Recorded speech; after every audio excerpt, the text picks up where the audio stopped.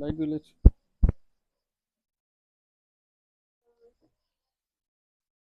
বিসমিল্লাহির রহমানির রহিম।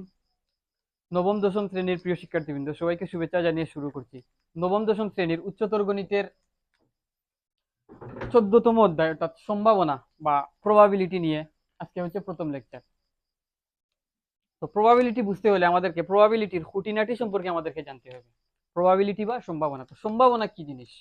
সম্ভাবনা হচ্ছে কোনো একটি ঘটনা ঘটার পেছনে যদি একটি দ্বিধাদ্বন্দ্ব বা কনফিউশন থাকে, যেমন এই ঘটনা ঘটতে পারে বা এই ঘটনা ঘটার সম্ভাবনা আছে বা এই ঘটনা ঘটার সম্ভাবনা নাই, এই যে কোনো ঘটনা ঘটার পেছনে একটা সম্ভাবনা থাকা বা একটা এক্সাইটমেন্ট থাকা, এই যে একটা উত্তেজনা থাকে, এটা ঘটতে পারে অথবা এটা ঘটার সম্ভাবনা আছে বা নেই, এইরকম কোন পরিস্থিতিকে সম্ভাবনা বলে। তো সংজ্ঞা যদি আমরা বলতে চাই তাহলে কোনো ঘটনা ঘটার ক্ষেত্রে যে অনিশ্চয়তা থাকে, কোনো ঘটনা ঘটার ক্ষেত্রে অনিশ্চয়তা থাকলেই কেবল আমরা সম্ভাবনার কথা বলি।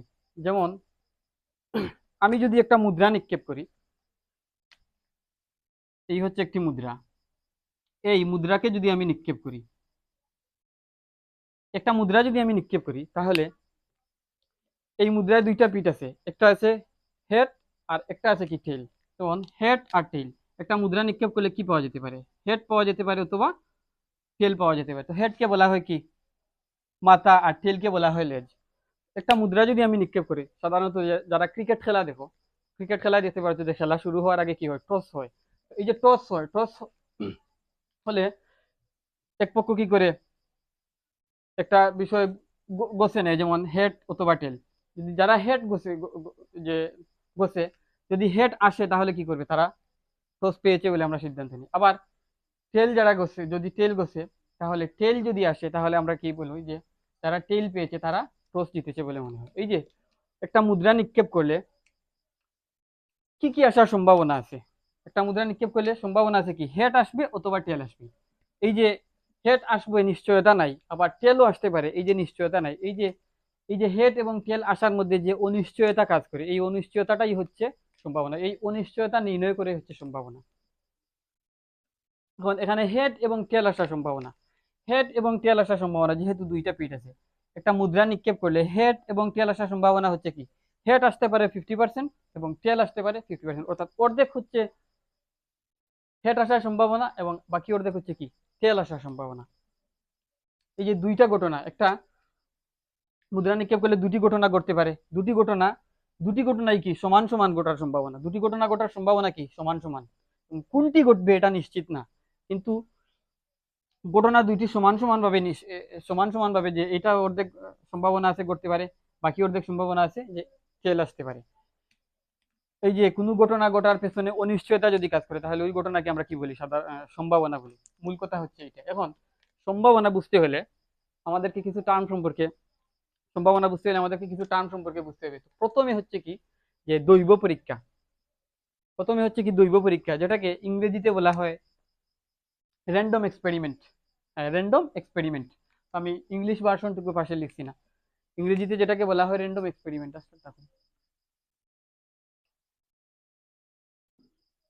র্যান্ডম এক্সপেরিমেন্ট হচ্ছে যখন কোনো পরীক্ষার সম্ভাব্য ফলাফল আগে থেকে জানা থাকে, কিন্তু পরীক্ষাটিতে কোনো একটি নির্দিষ্ট চেষ্টার কি ফলাফল আসবে তা নিশ্চিত করে বলা যায় না, একে দৈব পরীক্ষা বলে। তো দৈব পরীক্ষা হচ্ছে এই যে হেড এবং টেলের ঘটনা বললাম। কোনো একটি একটা একটা কয়েন আমি কি করব, নিক্ষেপ করব। একটা কয়েন কি আমি নিক্ষেপ করব, কিন্তু আমার আগে থেকে জানা আছে যে একটা কয়েন যদি আমি নিক্ষেপ করলে কি কি ঘটনা ঘটতে পারে। যেমন একটা কয়েন যদি আমি নিক্ষেপ করি উপরে, তাহলে হয় হেড আসবে অথবা টেল আসবে। এই যে হেড আসবে অথবা টেল আসবে, কয়েনটা নিক্ষেপ করলে আমি কি কয়েন নিক্ষেপ করলে কি কি আসতে পারে, আসার যেই মানগুলো আছে এই মান সম্পর্কে আমি কয়েন নিক্ষেপ করার আগে কি আছি, অবগত আছি। এটাই হচ্ছে কি দৈব পরীক্ষা, এটাই হচ্ছে দৈব পরীক্ষা বা র্যান্ডম এক্সপেরিমেন্ট। অর্থাৎ বিষয়টা হচ্ছে যখন কোনো পরীক্ষার সম্ভাব্য, এই যে একটা পরীক্ষা করলাম, এই পরীক্ষার সম্ভাব্য যে ফলাফলগুলো আছে সেই ফলাফলগুলো সম্পর্কে আমি অবগত আছি কি কি আসতে পারে, কিন্তু কোনটি আসবে এটি নিশ্চিত নয়। এটাই হচ্ছে দৈব পরীক্ষা বা র্যান্ডম এক্সপেরিমেন্ট। আমি আবার বলি যে আমি একটা পরীক্ষা করতে চাই, যেমন একটা কয়েন আছে আমার কাছে, কয়েনটা আমি নিক্ষেপ করতে চাই। এখন কয়েনটা নিক্ষেপ করার আগে আমি জানি যে এই কয়েন নিক্ষেপ করলে কি কি ঘটনা ঘটতে পারে। কয়েন নিক্ষেপ করলে আমি জানি কি হয় হেড আসবে অথবা টেল আসবে। এই হেড অথবা টেল এই দুইটা ঘটনা ঘটতে পারে, এই দুইটার মধ্যে যে কোনো একটি আসতে পারে। কিন্তু আমি এইটা জানি যে হেড অথবা টেল আসবে, কিন্তু হেড আসবে নাকি টেল আসবে এইটা আমি নিশ্চিত করে জানি না। কি কি আসতে পারে সেটা জানি, কিন্তু কোনটি আসবে সেটা জানি না। এইটাই হচ্ছে কি দৈব পরীক্ষা বা র্যান্ডম এক্সপেরিমেন্ট। তাহলে সংজ্ঞাটা আমি এখানে লিখছি, বইয়ে দেয়া আছে। যেমন যখন কোনো পরীক্ষার সম্ভাব্য সকল ফলাফল আগে থেকে জানা থাকে, কিন্তু পরীক্ষাটিতে কোনো একটি নির্দিষ্ট চেষ্টার কি ফলাফল আসবে তা নিশ্চিত করে বলা যায় না, সেটি হচ্ছে দৈব পরীক্ষা বা র্যান্ডম এক্সপেরিমেন্ট। তাহলে র্যান্ডম এক্সপেরিমেন্ট গেল, এখন হচ্ছে কি ঘটনা। তো ঘটনা হচ্ছে কোনো পরীক্ষার ফলাফল বা ফলাফল সমূহের সমাবেশকে ঘটনা বলে।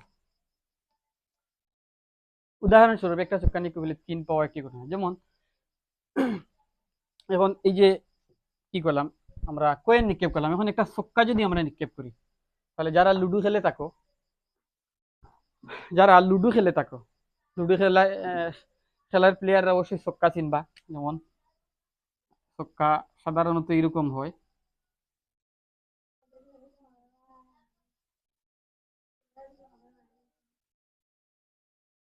তো এরকম হয় এই এক পাশে একটা ছক্কা যদি নিক্ষেপ করে, আমি তো এখানে ছক্কাটা কিভাবে আঁকতে হয় এখানে তো আঁকতে পারবো না, কিন্তু ছক্কা যদি আমি নিক্ষেপ করি তাহলে কি কি ঘটনা ঘটতে পারে এই বিষয় সম্পর্কে আমি অবশ্যই অবগত আছি। যেমন একটি ছক্কা নিক্ষেপ করলে, আমি এখানে লিখি, একটি ছক্কা নিক্ষেপ করলে,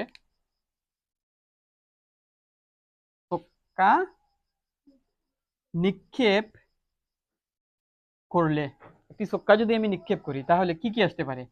একটি ছক্কা নিক্ষেপ করলে আসতে পারে 1 আসতে পারে। একটা ছক্কা যদি আমি নিক্ষেপ করি তাহলে কি আসতে পারে, 1 আসতে পারে। আবার 1 না আসে কি 2 আসতে পারে, 2 আসতে পারে। আবার কি আসতে পারে 3 আসতে পারে। আবার কি আসতে পারে 4ও আসতে পারে। আবার কি 5ও আসতে পারে। আবার কি 6ও আসতে পারে। এই যে একটি ছক্কা নিক্ষেপ করলাম, ছক্কা নিক্ষেপ করার ফলে কি কি ঘটনা ঘটতে পারে এই ঘটনা সম্পর্কে কি আমি অলরেডি জানি, কিন্তু কোনটা আসতে পারে এইটা সম্পর্কে আমি নিশ্চিত না। এটাই হচ্ছে কি দৈব পরীক্ষা বা র্যান্ডম এক্সপেরিমেন্ট। আমি আগে কোয়েন দিয়ে বুঝিয়েছি, এটা এখানেও যে র্যান্ডম এক্সপেরিমেন্ট বা দৈব পরীক্ষা কি জিনিস আমরা বুঝতে পারি। তাহলে ছক্কা যদি নিক্ষেপ করি তাহলে 1 অথবা 2 অথবা 3 অথবা 4 অথবা 5 অথবা 6 এই এই মানগুলো আসতে পারে। এদের মধ্যে যে কোনো একটা তো আসবে, এদের মধ্যে যে কোনো একটা আসতে পারে এই বিষয়ে আমরা জানি, কিন্তু কোনটি আসবে এটি নিশ্চিত না। এটাই হচ্ছে দৈব পরীক্ষা। কিন্তু আমি যদি এখন বলি যে জোড় সংখ্যা আসার সম্ভাবনা, জোড় আসার, জোড় সংখ্যা লিখি আগে, জোড় সংখ্যা, জোড় সংখ্যা আসার সম্ভাবনা, জোড় সংখ্যা আসার সম্ভাবনা। অর্থাৎ যেমন একটা ছক্কা আমি নিক্ষেপ করলাম, নিক্ষেপ করার পরে একটা শর্ত জুড়ে দিলাম যে এ, জোড় সংখ্যা আসার সম্ভাবনা কি কি হতে পারে। তাহলে দেখি জোড় সংখ্যা আসার সম্ভাবনা কি। জোড় সংখ্যা আসার সম্ভাবনা হতে পারে এমন যে জোড় সংখ্যা 2 আসতে পারে, তাহলে 2 হচ্ছে জোড় সংখ্যা, তাহলে 2 আসতে পারে। আবার কি 4 4 আসতে পারে। আবার কি আসতে পারে 6 আসতে পারে। তাহলে এই যে ছক্কা নিক্ষেপ করলাম, আমি ছক্কা নিক্ষেপ করলাম এবং নিক্ষেপ করার পর আমি এখান থেকে প্রত্যাশা করলাম যে জোড় সংখ্যা আসবে, জোড় সংখ্যা আসবে। তাহলে জোড় সংখ্যা আসবে, তাহলে কি কি আসার সম্ভাবনা আছে, 2 আসতে পারে জোড় সংখ্যা, 4 আসতে পারে অথবা 6 আসতে পারে। এর বাইরে তো আর কোনো সংখ্যা আসতে পারে না, কারণ ছক্কা নিক্ষেপ বলে এই 6টা মানই আসে। এই 6টা মানের মধ্যে কি এই 3টা হচ্ছে জোড়। এই যে একটি নির্দিষ্ট শর্ত সাপেক্ষে, একটি নির্দিষ্ট শর্ত সাপেক্ষে, একটি নির্দিষ্ট শর্ত সাপেক্ষে যে মানগুলো আসবে সেই মানগুলোর সমষ্টি নিয়ে, বা যে সংখ্যাগুলো আসবে সেই সংখ্যাগুলোর সমষ্টি নিয়ে যে সেট গঠিত হয়, সেই সংখ্যাগুলা নিয়ে যে সেট গঠিত হয় এটি হচ্ছে কি ঘটনা। তো এখানে আগে ঘটনার সংখ্যাটা আবারও বলি, একটি কোনো নির্দিষ্ট শর্ত সাপেক্ষে বা একটি নির্দিষ্ট শর্ত সাপেক্ষে আহ, অনুকূল ফলাফল সমূহ, অর্থাৎ দৈব পরীক্ষা থেকে নির্দিষ্ট সংখ্যা সমূহ নিয়ে যে সেট গঠিত হয়, নির্দিষ্ট সংখ্যাসমূহ নিয়ে যে সেট গঠিত হয়, অর্থাৎ নির্দিষ্ট শর্ত সাপেক্ষে পরীক্ষা থেকে নির্দিষ্ট সংখ্যাসমূহ নিয়ে যে সেট গঠিত হয় তাকে ঘটনা বলে। যেমন এখানে ছয় একটা ছক্কা নিক্ষেপ করলাম, ছক্কা নিক্ষেপ করার ফলে 1 2 3 4 5 6 আসার সম্ভাবনা আছে আমরা জানি, কিন্তু এখান থেকে আমি আরেকটু স্পেসিফিকলি বলে দিলাম যে জোড় সংখ্যা আসার সম্ভাবনা, অথবা আমি এইভাবে বলে দিতে পারি যে 3 আসার সম্ভাবনা। এই উদাহরণটা সাধারণত এইভাবে দেওয়া আছে যে 3 আসার সম্ভাবনা, 3 আসার সম্ভাবনা। তো 3 আসার সম্ভাবনা কি? শুধু 3 আসবে এইটা, এই যে প্রত্যাশাটুকু, এটাই হচ্ছে কি একটা ঘটনা। 3 আসার সম্ভাবনা, এটাই হচ্ছে ঘটনা। সংজ্ঞা যদি বলি, কোন পরীক্ষার ফলাফল বা ফলাফলের সমাবেশকে ঘটনা বলে। এখানে ছক্কা নিক্ষেপ করার বলে ফলাফল হিসাবে কি আসতে পারে? এগুলো আসতে পারে। আমি বললাম যে ফলাফল এগুলো তো আসবে, কিন্তু আমি প্রত্যাশা করছি কি 2 4 6 অথবা জোড় সংখ্যা আসুক, তাহলে এইটাই হচ্ছে কি একটা ঘটনা। এই যে প্রত্যাশা করা, প্রত্যাশা করা কি যে জোড় সংখ্যা আসা একটা প্রত্যাশা করা, এটাই হচ্ছে কি ঘটনা। অথবা ঘটনা বা ইভেন্ট যাকে বলে। অথবা যে 3 আসার সম্ভাবনা, যে আমি এখান থেকে প্রত্যাশা করলাম যে 3 আসবে, এটাই হচ্ছে এই যে 3 আসার সম্ভাবনা, এটাই হচ্ছে কি ঘটনা। নির্দিষ্ট শর্ত সাপেক্ষে নির্দিষ্ট শর্তের অধীনে সংখ্যাসমূহ যে মানের যে সমষ্টি বা সেট, নির্দিষ্ট শর্ত সাপেক্ষে যে মানসমূহের যে সেট, এই সেটগুলো নিয়ে কি হয়? এই ঘটনা, সেট সমূহের সমষ্টি হচ্ছে ঘটনা বা ইভেন্ট। তাহলে এখানে আমি আরেকটু বলি যে জোড় সংখ্যা বলছি, এখন বিজোড় সংখ্যা হতে পারে। যেমন আমি বললাম কি এখানে বিজোড় সংখ্যা, আমি জোড় সংখ্যার সেটকে ধরলাম এ, আর বিজোড় সংখ্যা আসার সম্ভাবনা, আসার সম্ভাবনা বিজোড় সংখ্যা আসার সম্ভাবনা, এটাকে আমি ধরলাম বি। তাহলে বিজোড় সংখ্যা কি কি বিজোড় সংখ্যা আসতে পারে? 1 আসতে পারে বিজোড় সংখ্যা আসার সম্ভাবনা। এটি হচ্ছে বি, হচ্ছে আরেকটি ঘটনা যেটি হচ্ছে কি বিজোড় সংখ্যা পাওয়ার সম্ভাবনা 1 3 এবং 5। তাহলে বি হচ্ছে একটি ঘটনা, এই ঘটনার শর্ত হচ্ছে কি যে বিজোড় সংখ্যা আসার সম্ভাবনা, কোথা থেকে একটি ছক্কা নিক্ষেপ করবে। তাহলে এই হচ্ছে আরেকটি ঘটনা গেল। এখন অনুকূল ফলাফল, তাহলে দৈব পরীক্ষা ঘটনা, পরস্পর বিচ্ছিন্ন ঘটনা। আচ্ছা, তাহলে 3 নাম্বার পরস্পর বিচ্ছিন্ন ঘটনা, এটা নিয়ে একটু বলি। কোন পরীক্ষা যদি একটি ঘটনা ঘটলে অন্য একটি ঘটনা অন্য ঘটনাগুলো না ঘটতে পারে, তবে থাকে পরস্পর বিচ্ছিন্ন ঘটনা। যেমন এখানে আমি একটি ছক্কা নিক্ষেপ করলাম, ছক্কা নিক্ষেপ করার বলে আমি একটি ঘটনা হচ্ছে কি এ ঘটনা, যেই ঘটনা কি যে জোড় আসার সম্ভাবনা, আবার যেটা হচ্ছে কি 2 4 6, এবং বিজোড় সংখ্যা আসার সম্ভাবনা, এটা হচ্ছে 1 3 5। বি হচ্ছে আরেকটি ঘটনা। এই যে এখন এই দুইটাতে আমি লক্ষ্য করি, এই দুইটাতে লক্ষ্য করে দেখি যদি এ ঘটনা যদি ঘটে, আমার শর্ত অনুযায়ী, যদি আমার শর্ত সাপেক্ষে, প্রথম শর্ত সাপেক্ষে যদি এ ঘটনা ঘটে থাকে, অর্থাৎ জোড় সংখ্যা আসার সম্ভাবনা যদি থাকে, অর্থাৎ জোড় সংখ্যা যদি আসে, তাহলে বিজোড় সংখ্যা আসার সম্ভাবনা কি? একেবারেই নাই, বিজোড় সংখ্যা আসার কোনো সম্ভাবনা নাই। এই যে অর্থাৎ এ ঘটনা যদি ঘটে থাকে, তাহলে বি ঘটনা ঘটার কোনো সম্ভাবনা নাই। অথবা উল্টাভাবে আমি যদি বলি যে বি ঘটনা যদি ঘটে থাকে, যেমন বিজোড় সংখ্যা আসার সম্ভাবনা, এটাকে আমি বি ঘটনা বলছি। তাহলে বি ঘটনা হচ্ছে কি 1 3 5, অর্থাৎ বিজোড় সংখ্যা আসা। যদি এই ছক্কা নিক্ষেপের ফলে আমি প্রত্যাশা করি বিজোড় সংখ্যা আসবে, তাহলে বিজোড় সংখ্যা যদি আসে তাহলে 1 আসবে, 3 আসবে অথবা 5 আসবে, এই তিনটার যে কোনোটা আসবে, কিন্তু 2 4 6 আসবে না। যদি তাহলে আমরা এভাবে বলতে পারি যে যদি এ ঘটনা জোড় সংখ্যা আসে, তাহলে বি ঘটনা বিজোড় সংখ্যা আসবে না। অথবা যদি বি ঘটনা বিজোড় সংখ্যা আসে, তাহলে এ ঘটনা জোড় সংখ্যা আসবে না। এই যে একটি যদি আসে, একটি ঘটনা যদি ঘটে, যদি ঘটনা এ ঘটে তাহলে ঘটনা বি ঘটবে না, অথবা যদি ঘটনা বি ঘটে থাকে তাহলে ঘটনা এ ঘটবে না। একটি ঘটনা ঘটলে আরেকটি ঘটনা ঘটবে না, তার মানে কি একটি এই যে দুইটা ঘটনা একটি আরেকটি থেকে কি করা? বিচ্ছিন্ন করা। যদি এ ঘটনা ঘটে বি ঘটনা ঘটবে না, তাহলে এ আর বি কি দুইটা বিচ্ছিন্ন ঘটনা।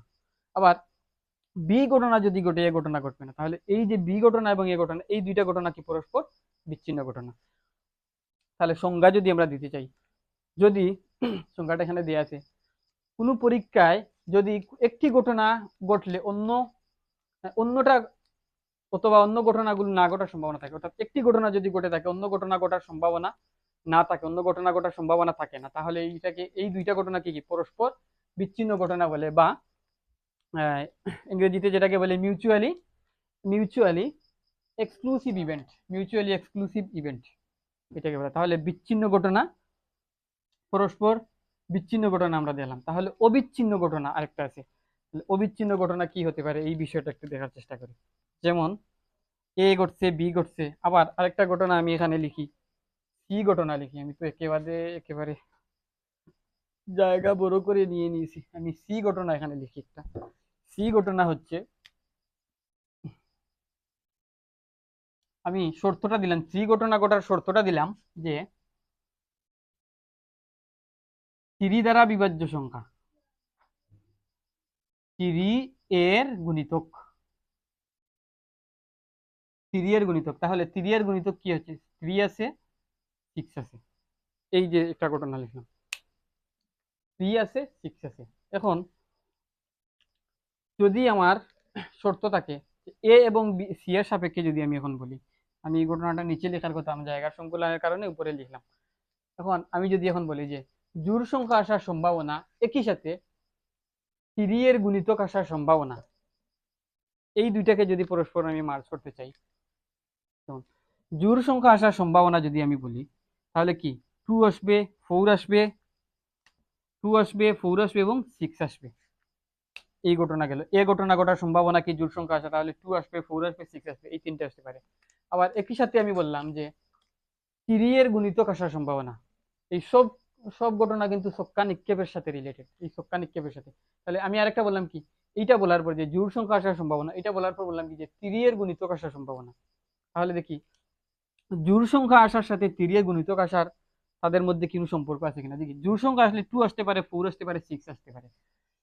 আবার 3 এর গুণিতক যদি আমি চাই, আনতে চাই, তাহলে কি আসতে পারে, 3 আসতে পারে এবং 6 আসতে পারে। তাহলে এই যে জোড় সংখ্যা আসার সম্ভাবনা আর 3 এর গুণিতক আসার সম্ভাবনা, এখানে কি জোড় সংখ্যা আসার ক্ষেত্রে কি আছে, 6 আছে। আর 3 এর গুণিতক আসার সম্ভাবনা এখানেও কি আছে, 6 আছে। অর্থাৎ একই সাথে 6 যদি আসে, আমি ধরে নিলাম যে আমার ঘটনা এ ঘটেছে, আমি ছক্কা নিক্ষেপ করলাম, অর্থাৎ 6 আসছে। ছক্কা নিক্ষেপ করার ফলে কি আসছে, 6 আসছে। 6 আসছে, এর ফলে 6 আসার ফলে আমি এখন কি বলতে পারি, আমি বলতে পারি যে জোড় সংখ্যা আসছে, তার মানে কি ঘটনা এ ঘটেছে। আবার একই সাথে বলতে পারি কি যে 6 আসছে, অর্থাৎ 3 এর গুণিতক আসছে। তাহলে 6 আসা মানেটা কি, 6 আসা মানেটা হচ্ছে কি যে ঘটনা এ এবং ঘটনা সি, এই দুইটা ঘটনা কি একই সাথে ঘটা, এই দুইটা ঘটনা একই সাথে ঘটা। আশা করি বিষয়টা বুঝাতে পারছি যে 6 আসা মানে কি, 6 আসা মানে এ ঘটনা ঘটেছে, আমরা এই কথা বলতে পারি। আবার 6 আসলে আমরা আবার এইটাও বলতে পারি যে ঘটনা সিও ঘটেছে, অর্থাৎ 3 এর গুণিতক আসছে।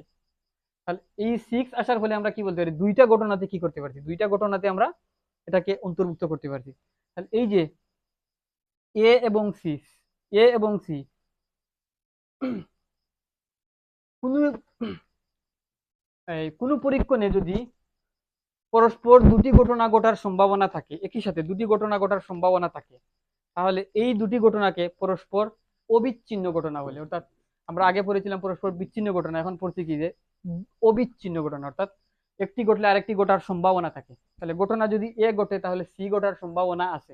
আর আমরা এর আগে দেখেছিলাম যদি ঘটনা এ ঘটে থাকে বি ঘটার কোনো সম্ভাবনা নেই। যেহেতু এ ঘটলে বি ঘটার কোনো সম্ভাবনা নাই, এক্ষেত্রে আমরা বলছিলাম এই দুইটা ঘটনা পরস্পর বিচ্ছিন্ন ঘটনা, অর্থাৎ এই দুইটা ঘটনার মধ্যে কি কোনো সম্পর্ক নাই। কিন্তু এখানে দেখতে পাচ্ছি যদি ঘটনা এ ঘটে, দ্বিতীয় শর্তে কি যে জোড় আসা এবং একই সাথে কি 3 এর গুণিতক আসা, আমরা এখানে দেখতে পাচ্ছি যে এ ঘটনায় 6 আসতে পারে। আবার 6 যদি আসে তাহলে এ ঘটনা ঘটবে, আবার একই সাথে কি সি ঘটনাও ঘটবে। তাহলে এই দুইটা এ এবং সি একটি পরীক্ষণের ফল, যদি ফলের কারণে যদি দুইটা ঘটনা একই সাথে ঘটার সম্ভাবনা থাকে, তাহলে এই দুইটা ঘটনাকে আমরা পরস্পর কি অবিচ্ছিন্ন ঘটনা বলতে পারি। এখন মনে করো যে এ ঘটনায় জোড় সংখ্যা 6 না এসে কি আসলো, 4 আসলো, 6 না এসে 4 আসলো অথবা 2 আসলো, তাহলে কি হলো যে সি ঘটনাটা কি ঘটে নাই, তাহলে সি ঘটনা ঘটে নাই। এখন এই যে এ ঘটনা ঘটলে সি ঘটনা যে নিশ্চিতভাবে ঘটতে হবে এইটা কোনো শর্ত না, সি ঘটনা ঘটার সম্ভাবনা আছে। এ ঘটনা যদি ঘটে থাকে, অর্থাৎ জোড় সংখ্যা আসলে জোড় সংখ্যা আসবে, জোড় সংখ্যার সাথে যদি জোড় সংখ্যা 6 যদি আসে তাহলে 3 এর গুণিতক 6, অর্থাৎ এই যে সি ঘটনা ঘটার সম্ভাবনাও থাকে। অর্থাৎ এ ঘটনার ক্ষেত্রে সি ঘটনা ঘটার একটা সম্ভাবনা থাকে, নিশ্চিত না কিন্তু ঘটতে পারে। অর্থাৎ এ ঘটনায় যদি সিক্স আসে তাহলে বলবো আমরা এ ঘটনা ঘটছে, একই সাথে সি ঘটনা ঘটছে। আবার এ ঘটনায় যদি সিক্স না এসে টু আসে তাহলে আমরা বলবো কি এ ঘটনা ঘটছে কিন্তু সি ঘটনা ঘটে নেই। আবার এ ঘটনায় টু না আসে এবং সিক্স না আসে যদি ফোর আসে তাহলে আমরা বলবো কি যে ঘটনা এ ঘটছে, সি ঘটনাটা ঘটে নাই। এই যে এ এবং সি এই দুইটার মধ্যে কি আছে, যে গোটার সম্ভাবনা আছে, একটি ঘটলে আরেকটি ঘটার সম্ভাবনা আছে কিন্তু নিশ্চয়তা নাই। এই যে সম্ভাবনা আছে, একটি ঘটলে আরেকটি ঘটতে পারে, একটি একটি ঘটলে আরেকটি ঘটতে পারে, এই দুই যে একটি ঘটলে আরেকটি ঘটার সম্ভাবনা আছে, যে এই দুইটাকে পরস্পর বলা হয় কি পরস্পর অবিচ্ছিন্ন ঘটনা, পরস্পর অবিচ্ছিন্ন ঘটনা। তো পরস্পর বিচ্ছিন্ন ঘটনার সাথে আমরা পরস্পর অবিচ্ছিন্ন ঘটনা আমরা শিখে নিলাম। এবং একই সাথে এখন হচ্ছে কি নমুনা ক্ষেত্র, পরস্পর বিচ্ছিন্ন ঘটনা, অনুকূল ফলাফল। হ্যাঁ, 4 নম্বরে অনুকূল ফলাফল। অনুকূল ফলাফল হচ্ছে কোন পরীক্ষার একটা ঘটনা সপক্ষের ফলাফল হলো ঘটনার অনুকূল ফলাফল। আচ্ছা, ঘটনা তো আমরা আগে দেখছি, ঘটনা কি? ঘটনা হচ্ছে একটি নির্দিষ্ট শর্ত সাপেক্ষে সংখ্যাসমূহের সেট নিয়ে যে যে ঘটনা, সংখ্যাসমূহের সেটকে ঘটনা বলে। একটি নির্দিষ্ট শর্ত সাপেক্ষে সংখ্যাসমূহের সেটকে ঘটনা বলে। যেমন একটি ছক্কা নিক্ষেপ করলে, আমি আবারও লিখি, একটি ছক্কা নিক্ষেপ করলে কি হতে পারে, কি কি ঘটতে পারে? একটি ছক্কা নিক্ষেপ করলে ঘটতে পারে ওয়ান আসতে পারে, টু আসতে পারে, থ্রি আসতে পারে, ফোর আসতে পারে, ফাইভ আসতে পারে, সিক্স আসতে পারে। এখন শর্ত আমি জুড়ে দিলাম কি জোড় সংখ্যা আসা, জোড় সংখ্যা আসা, আমি সংখ্যাটা লিখলাম না, জোড় সংখ্যা আসা। তাহলে কি হতে পারে? যেমন এটাকে ঘটনা এ ধরলাম, টু আসবে, সিক্স আসবে, ফোর আসবে এবং সিক্স আসবে। এই যে অনুকূল ফলাফল, অনুকূল ফলাফল হচ্ছে একটি ঘটনার একটি ঘটনা ঘটার সম্ভাব্য ফলাফল সমূহের সেট, একটি ঘটনা ঘটার সম্ভাব্য ফলাফল সমূহের সেট। তো ঘটনা হচ্ছে কি এ ঘটনা, তো এ ঘটনার ভিতরে জোড় সংখ্যা আসা, ঘটনা এ হচ্ছে কি শর্ত, এ ঘটনা ঘটার শর্ত হচ্ছে কি জোড় সংখ্যা আসা। তাহলে এ ঘটনার মধ্যে কি কি আসার সম্ভাবনা আছে? টু আসার সম্ভাবনা আছে, ফোর আসার সম্ভাবনা আছে এবং সিক্স আসার সম্ভাবনা আছে। তাহলে এ ঘটনা ঘটলে এ ঘটনার মধ্যে কি কি আসার সম্ভাবনা আছে? টু, ফোর এবং সিক্স। টু, ফোর এবং সিক্স আমরা যোগ করে কয়টা ঘটনা হতে পারে? একটা, দুইটা, তিনটা। অর্থাৎ এ ঘটনার ফলাফল কয়টি? এ ঘটনার ফলাফল হচ্ছে তিনটি। এই তিনটি থেকে যে কোনো একটি আসলে আমরা বলবো কি এ ঘটনা ঘটছে।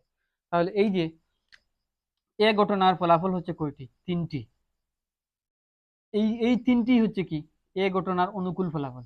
অর্থাৎ ঘটনার একটি নির্দিষ্ট শর্ত সাপেক্ষে যে ঘটনা ঘটিত, ঘটনার ফলাফল সমূহের সেটকে, কোন ঘটনার ফলাফল সমূহের সেটকে, যে ঘটনার ফলাফল হচ্ছে কি টু আসা, ফোর আসা, সিক্স আসা, এই এই যে ফলাফলের যে সেট, ফলাফলের সেট, এইটাই হচ্ছে কি অনুকূল ফলাফল সংখ্যা, অনুকূল ফলাফল সংখ্যা। তাহলে অনুকূল ফলাফল সংখ্যা আমরা সংখ্যা যদি বলতে চাই কোন পরীক্ষার একটি ঘটনার সপক্ষের ফলাফল, তাহলে এই যে জোড় আসার সপক্ষের ফলাফল কি টু, ফোর, সিক্স। তাহলে জোড় আসার সপক্ষের ঘটনার ফলাফল হচ্ছে তিনটি। তাহলে এই তিন হচ্ছে কি আমাদের অনুকূল ফলাফল সংখ্যা, বা টু, ফোর, সিক্স মিলে তিনটা হয়েছে, তিন হচ্ছে অনুকূল ফলাফল সংখ্যা। তাহলে অনুকূল ফলাফল সংখ্যা কি, এই যে জিনিসটা বললাম। এখন নমুনা ক্ষেত্র, নমুনা ক্ষেত্র বা কি স্যাম্পল স্পেস, অনুকূল ফলাফলকে কি বলে ইংরেজিতে? Favourable outcome, favourable outcomes. এখন নমুনা ক্ষেত্র বা স্যাম্পল স্পেস, স্যাম্পল স্পেস হচ্ছে নমুনা ক্ষেত্র। নমুনা ক্ষেত্র হচ্ছে কোনো ঘটনা ঘটার সম্ভাব্য ফলাফল সমূহের সেটকে অনুকূল ফলাফল, এই নমুনা ক্ষেত্র বলে। কোনো ঘটনা ঘটার সম্ভাব্য ফলাফল সমূহের সেটকে নমুনা ক্ষেত্র বলে। দেখি, কোনো দৈব পরীক্ষার সম্ভাব্য সকল ফলাফল নিয়ে গঠিত সেটকে নমুনা ক্ষেত্র বলে। কোনো ঘটনার, যেমন এই হচ্ছে একটি ছক্কা নিক্ষেপ করা হচ্ছে একটি ঘটনা, ছক্কা নিক্ষেপ করা কোন ঘটনা নয়, কোন পরীক্ষার ঘটনা। তো আমরা যে বলছি একটা নির্দিষ্ট শর্তের অধীনে ফলাফল সমূহের সেটকে ঘটনা বলে, ফলাফল সমূহের সেটকে ঘটনা বলে। তাহলে ঘটনার অনুকূল ফলাফল কি সেটাও আমরা দেখলাম। এখন নমুনা ক্ষেত্র হচ্ছে যে কোন পরীক্ষার সম্ভাব্য ফলাফল সমূহের সেটকে নমুনা ক্ষেত্র বলে। যেমন আমি একবার ছক্কা নিক্ষেপ করলাম, ছক্কা নিক্ষেপ করার ফলে নমুনা ক্ষেত্রকে ইংরেজিতে বলা হয় কি sample space, SAMPLE, sample, SPACE, sample space বা নমুনা ক্ষেত্র। এখন আমি ছক্কা নিক্ষেপ করার ফলে কি কি ঘটনা ঘটতে পারে? কি one, two, three, four, five, six এই মানগুলো আসতে পারে। এই যে 6টা মান আসতে পারে, এইটাকে বলা হয় কি, এটাকে বলা হয় যে স্যাম্পল স্পেস বা এস, স্যাম্পল স্পেস বা এস। এস দ্বারা বোঝানো হয়, এস মানে কি, যে কোনো পরীক্ষার সম্ভাব্য সকল ফলাফল সমূহের সেট। কোনো পরীক্ষার, আমি একটি পরীক্ষা করলাম, যে একটা ছক্কা নিক্ষেপ করে একটি পরীক্ষা করলাম, ছক্কা নিক্ষেপ করে পরীক্ষা করলে কি কি ফল আসতে পারে, 1 আসতে পারে, 2 আসতে পারে, 3 আসতে পারে, 4 আসতে পারে, 5 আসতে পারে, 6 আসতে পারে। তাহলে এই যে 1 2 3 4 5 6 এগুলো আসা, এটা হচ্ছে কি আমার পরীক্ষার ফলাফল, সম্ভাব্য ফলাফল। এটা নিশ্চিত ফলাফল না, এগুলো সম্ভাব্য ফলাফল, অর্থাৎ এই ফলাফল গুলা করতে পারে। এই ফলাফল গুলা নিয়ে যে সেট গঠিত হয়, এটাই হচ্ছে কি নমুনা ক্ষেত্র। তাহলে কোনো পরীক্ষার সম্ভাব্য সকল ফলাফল সমূহের সেট নিয়ে নমুনা ক্ষেত্র গঠিত হয়। তাহলে নমুনা ক্ষেত্র, এখানে নমুনা ক্ষেত্র আমরা লিখলাম, নমুনা ক্ষেত্র 1 2 3 4 5 6। এখন নমুনা ক্ষেত্রে কয়টি ঘটনা ঘটার সম্ভাবনা আছে? 6টি ঘটনা ঘটার সম্ভাবনা আছে। নমুনা ক্ষেত্রে 1 আসতে পারে, 2 আসতে পারে, মোট 6টি ঘটনা ঘটার সম্ভাবনা আছে। তাহলে এই যে নমুনা ক্ষেত্রে মোট 6টি ঘটনা ঘটার সম্ভাবনা আছে, এইটাকে লেখা হয় এইভাবে, যে নাম্বার অফ স্যাম্পল স্পেস বা এনএস দ্বারা, নাম্বার অফ স্যাম্পল স্পেস বা এনএস দ্বারা, এটা এইভাবে আমি নিচে লিখি। সুতরাং number of sample space NS equal 6, এইভাবে। অর্থাৎ এই পরীক্ষায় আমার 6টি ঘটনা ঘটার সম্ভাবনা আছে, তাহলে এইটাকে বলা হয় নাম্বার অফ স্যাম্পল স্পেস সমান 6। ছক্কা নিক্ষেপ করলে 6টি ঘটনা। এখন আমি যদি একটা মুদ্রা নিক্ষেপ করতাম, তাহলে কি হলো, মুদ্রা নিক্ষেপ করলে হয় হেড আসতো অথবা টেল আসতো, হেড আসতো অথবা টেল আসতো। একটি মুদ্রা যদি আমি একবার নিক্ষেপ করি, হয় হেড আসতো অথবা টেল আসতো, হেড আসতো অথবা টেল আসতো। এখন এই যে পরীক্ষা করলাম, এই পরীক্ষার সম্ভাব্য ফলাফল কয়টি? 2টি, হয় হেড আসবে অথবা টেল আসবে। তাহলে এটাকে বলা হয় কি, যে স্যাম্পল স্পেস। আর ঘটনা ঘটার সম্ভাবনা কয়টি? 2টি, এটাকে বলা হয় নাম্বার অফ স্যাম্পল স্পেস। তাহলে এনএস, এনএস মানে কি, নাম্বার অফ স্যাম্পল স্পেস, অর্থাৎ নমুনা ক্ষেত্রের মোট সম্ভাব্য ফলাফল সংখ্যা। নমুনা ক্ষেত্রের মোট সম্ভাব্য ফলাফল সংখ্যা, এই দুইটা হচ্ছে কি নমুনা ক্ষেত্রের, এই যে নমুনা ক্ষেত্রের মোট সম্ভাব্য ফলাফল সংখ্যা। নমুনা ক্ষেত্রের কি মোট সম্ভাব্য ফলাফল সংখ্যা, আমি এটা বাংলায় আর না লিখি, নমুনা ক্ষেত্রের মোট সম্ভাব্য ফলাফল সংখ্যা। এইটুকু আমরা এখন বুঝলাম, নমুনা ক্ষেত্রের এই নমুনা ক্ষেত্র কি, এই বিষয়টা বুঝলাম। আবার এই যে আগে দেখলাম অনুকূল ফলাফল, অনুকূল ফলাফলকে এইভাবে লিখতে হয়। আমি অনুকূল ফলাফল কিভাবে লিখতে এই বিষয়টা তো দেখাইনি, যেহেতু এখানে দেখাই। এই যে একটি ঘটনা হচ্ছে কি জোড় সংখ্যা আসা, তাহলে জোড় সংখ্যা আসার সম্ভাবনা কত? জোড় সংখ্যা বা জোড় সংখ্যা আসতে পারে কয়টি? দেখি, 2 আসতে পারে, 4 আসতে পারে এবং 6 আসতে পারে। তাহলে জোড় সংখ্যা আসার সম্ভাবনা বা জোড় সংখ্যা, এই যে এ ঘটনা, এ ঘটনা কি জোড় সংখ্যা আসা, তাহলে এ ঘটনা ঘটার সম্ভাবনা বা এই ঘটনা ঘটার সম্ভাবনা, এই ঘটনা ঘটার মান কয়টি আছে? 2 আছে, 4 আছে এবং 6 আছে, 6টির মধ্যে এই 3টি আছে।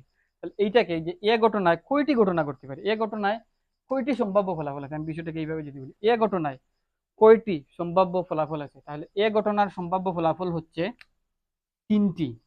এইটাকে এইভাবে লেখা হয় নাম্বার অফ এ দ্বারা, নাম্বার অফ এ দ্বারা, নাম্বার অফ এ দ্বারা। আবার নমুনা ক্ষেত্রের মোট ফলাফল সংখ্যাকে বলা হয় নাম্বার অফ স্যাম্পল স্পেস, যেটাকে লেখা হয় এনএস দ্বারা। তাহলে এনএস লেখা দেখলে আমরা কি বুঝবো, যে নমুনা ক্ষেত্রের কোন পরীক্ষণের নমুনা ক্ষেত্রের সম্ভাব্য সকল ফলাফল সমূহের সেট, সেটা হচ্ছে কি নাম্বার অফ স্যাম্পল স্পেস। আবার কোন ঘটনার অনুকূল ফলাফল সমূহের সেট, অনুকূল ফলাফল সমূহের সেট বা অনুকূল ফলাফল সংখ্যা, অনুকূল ফলাফল সংখ্যা, অনুকূল ফলাফল সংখ্যা, এটাকে বলা হয় কি নাম্বার অফ ইভেন্ট বা নাম্বার অফ এ ঘটনা যদি হয় তাহলে নাম্বার অফ এ, বি ঘটনা যদি হয় নাম্বার অফ বি, সি ঘটনা হলে নাম্বার অফ সি। তাহলে এই যে নাম্বার অফ কোন ঘটনার অনুকূল ফলাফলকে কিভাবে লিখতে হয়, আবার নমুনা ক্ষেত্রের মোট ফলাফল সংখ্যাকে কিভাবে লিখতে হয়, এই বিষয়টা কিভাবে লিখতে হয় আশা করি আমরা বুঝলাম। এরপরে হচ্ছে কি যে নিশ্চিত ঘটনা। তো নিশ্চিত ঘটনা যেমন আমি ধরে নাও যে আমি একটা কয়েন নিক্ষেপ করলাম, কয়েন নিক্ষেপ করার ফলে আমি নিশ্চিত যে হেড আসবে, আমি কি নিশ্চিত হেড আসবে, আমি কি নিশ্চিত হেড আসবে। আমি দেখি সংখ্যাটা একটু দেখি, কোন পরীক্ষায় যে ঘটনা অবশ্যই ঘটবে একে নিশ্চিত ঘটনা হয়। যেমন হেড আসবে এবং অবশ্যই হেড আসবে, এটা একেবারে আমি 100% নিশ্চিত, তাহলে এইটাকে বলা হয় নিশ্চিত ঘটনা। যেমন আরো কিছু উদাহরণ বইয়ে দেয়া আছে। যেমন আগামীকাল সূর্য পূর্ব দিকে উঠবে, সূর্য প্রত্যেক দিনই পূর্ব দিকে উঠে, এটা বললেও নিশ্চিত, না বললেও নিশ্চিত, এই ধরনের ঘটনা হচ্ছে নিশ্চিত ঘটনা। আবার সূর্য পশ্চিম দিকে অস্ত যাবে, এইটা হচ্ছে কি একটা নিশ্চিত ঘটনা। এটা নিশ্চিত ঘটনা। তো কোনো ঘটনা ঘটার সম্ভাবনা যদি একেবারেই নিশ্চিত হয় তাহলে তাকে নিশ্চিত ঘটনা বলে। যেমন এই ঘটনাটা ঘটবে, অবশ্যই ঘটবে, এটাই হচ্ছে কি নিশ্চিত ঘটনা। তো নিশ্চিত ঘটনার সম্ভাবনা হচ্ছে কত? এক। নিশ্চিত ঘটনার সম্ভাবনা কি? এক। এখন এক কি যেমন আগামীকাল সূর্য আহ, পশ্চিম দিকে উঠবে, পূর্ব দিকে উঠবে, সূর্য পূর্ব দিকে উঠবে, এইটা এইটা ঘটার সম্ভাবনা কি? 100-তে 100, অর্থাৎ একের মধ্যে এক, পুরাই শিওরে যে সূর্য পূর্ব দিকে উঠবে। আবার অনিশ্চিত ঘটনা, যে কোনো ঘটনা ঘটার সম্ভাবনা একেবারেই নাই, অর্থাৎ ঘটনা ঘটার সম্ভাবনা হচ্ছে শূন্য। যেমন এখন কেউ যদি বলে যে আগামীকাল সূর্য উত্তর দিকে উঠবে অথবা দক্ষিণ দিকে উঠবে, এই ঘটনা একেবারেই নিশ্চিত না, একেবারেই অনিশ্চিত, অর্থাৎ এই ঘটনা কখনোই ঘটবে না, এটা নিশ্চিতভাবে এটা ঘটবে না। তাহলে এইটা হচ্ছে কি অনিশ্চিত ঘটনা। ঠিক।